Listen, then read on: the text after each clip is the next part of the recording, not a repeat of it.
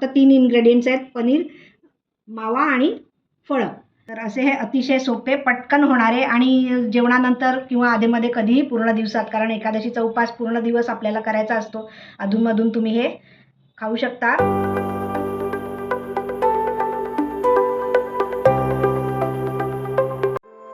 हाय, hello, नमस्कार. कविताज रेसिपीमध्ये तुम्हा सगळ्यांचं खूप खूप स्वागत आहे. आषाढी एकादशी जवळ आलेली आहे आणि सगळेजण तुम्ही विचार करत असाल की काय बनवायचं. गोडसुद्धा आवडतं मुलांना, घरातल्या मोठ्यांनासुद्धा. आणि याआधी पण मी उपासाचे बरेच प्रकार दाखवलेले आहेत, तिखट पण आणि गोड पण. गोड कमी आहेत आणि सगळ्यांना आवडेल अशी पनीर फ्रूट बॉल रेसिपी आज मी तुम्हाला दाखवणार आहे. चला तर पटकन सुरू करूया. आणि फ्रूट बॉल करण्यासाठी आपल्याला ना इथे मी अर्धी वाटी म्हणजे 100 ग्रॅम, वजनाने 100 ग्रॅम आहे, हा मावा घेतला आहे. बिन साखरेचा आहे. तो आपण आधी थोडासा परतून घेणार आहोत. एवढी कन्सिस्टन्सी झाली आहे पातळ. आणि आता हे मी एक थंड करायला बाजूला ठेवून देते. तर मावा बाजूला काढून घेतला आहे आणि इथे हे पनीर आहे, हे पण 100 ग्रॅमच घेतलेलं आहे. किसून घेतलं आहे मी.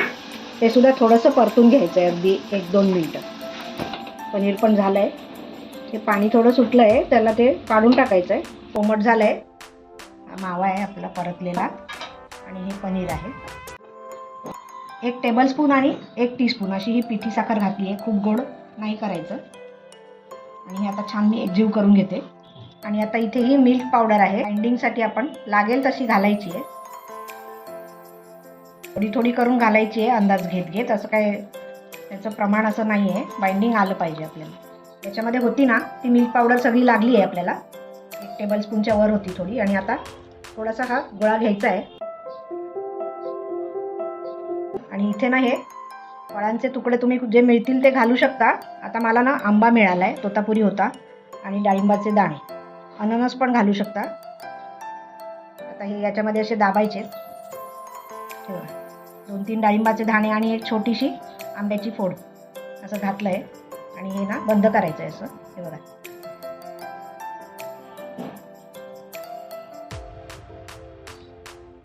आणि असा गोळा करायचा आहे.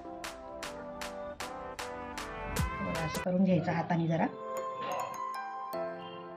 आणि ही ना इथे ही ड्रायफ्रूट पावडर आहे, काजू बदाम अक्रोड, अशी ती याच्यावर दाबायची.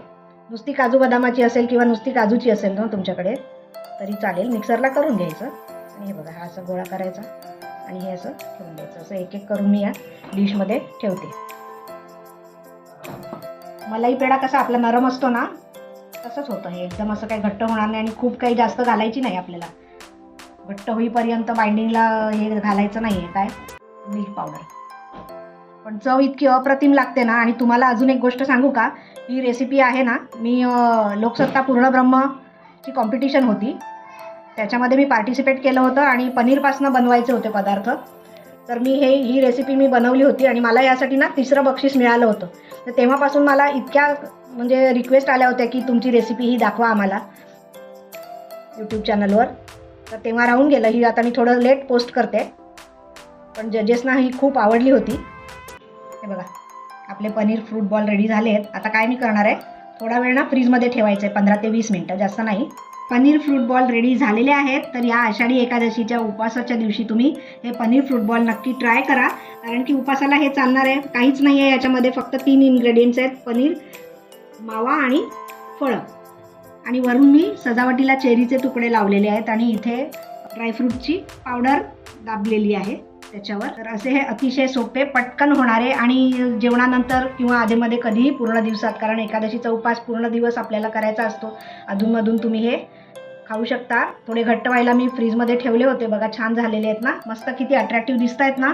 आणि खरं सांगू का, ही कॉम्पिटिशन होती ना पनीरच्या रेसिपी बनवायची, मी अजिबात अपेक्षा केली नव्हती आणि इमॅजिन केलंच नव्हतं की मला बक्षीस मिळेल. पण मला लकीली 3ऱ्या नंबरचं बक्षीस मिळालं आणि खूप आनंद झाला. म्हणून म्हटलं की हा आनंद तुमच्यासोबत शेअर करूया. जरा उशीरच झाला आहे, पण काही हरकत नाही. तुम्ही ही स्पेशल डिश म्हणून या आषाढी एकादशीला नक्की ट्राय करा. आणि तुमचे पनीर फ्रूट बॉल कसे झाले ते मला कळवायला अजिबात विसरू नका. तुम्ही जर माझ्या चॅनलवर नवीन असाल आणि आजचा हा माझा व्हिडिओ जर आवडला असेल, अजूनही सबस्क्राईब केलं नसेल, तर प्लीज लाईक करा, शेअर करा आणि सबस्क्राईब करायला विसरू नका. चला तर आता पुन्हा भेटूया अशाच एका छानशा रेसिपीसोबत. Thanks for watching. Bye bye.